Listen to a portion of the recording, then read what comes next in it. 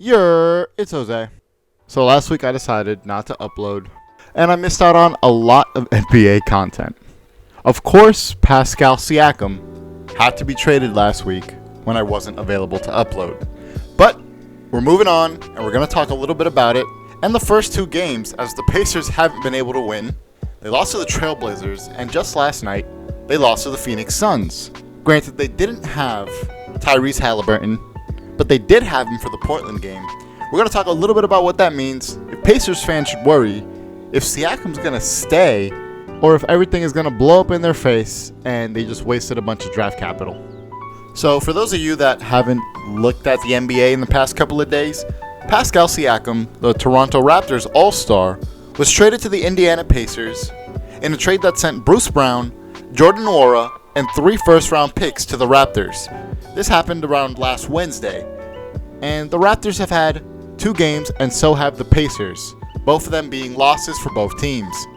But I want to focus a bit more on the Pacers because they lost by 3 points to the Portland Trailblazers on Friday. They lost with a final score of 118 to 115, and they had a full-strength Pacers lineup out there for the most part.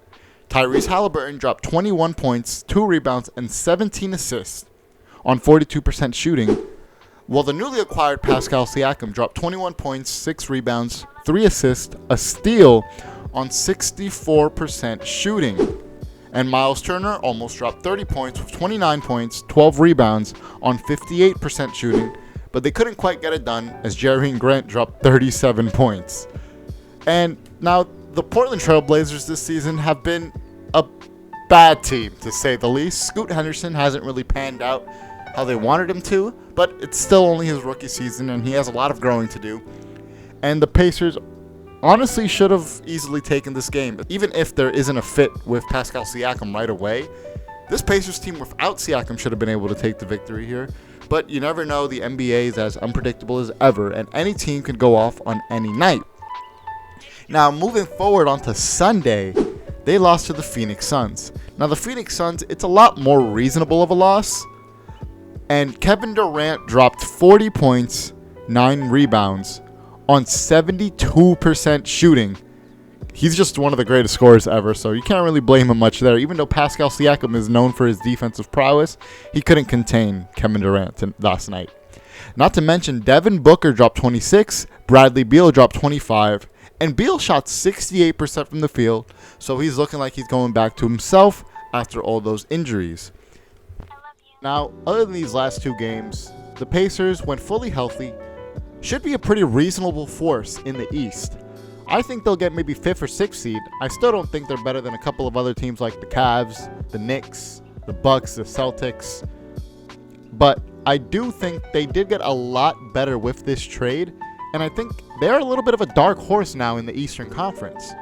Because Pascal Siakam has won a championship before, he has that playoff experience, and he could go off in a playoff series.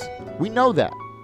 We also know that the Pacers, other than him, don't have much playoff experience, except for Miles Turner.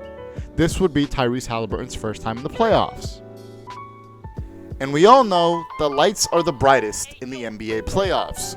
The postseason is when all these players should be at their best, and sometimes they crack under pressure. And with Tyrese Halliburton, you love the confidence, you love the play style. He's putting up fantastic numbers and is for sure an all-star starter. But you just can't be a guarantee with him until after you've seen him play in the playoffs. It was the same thing for Trae Young before he had his first playoff appearance. It was the same thing for LeBron, the same thing for all these other superstar caliber players. You had to wait and see them in their first playoff performance. And if that was a dud, you give them another chance, maybe. But you have players like James Harden, like Joel Embiid, who can't get past the second round, and they're still considered great to top-tier talents.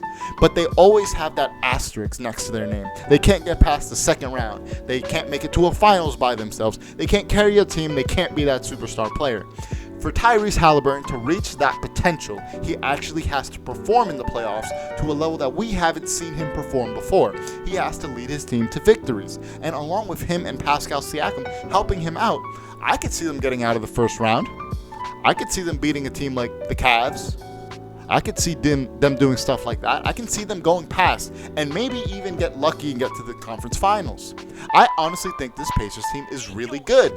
I just think they need to have the chemistry, they need to be healthy, and they need to get their play style along better. I think Carlisle's a pretty decent coach.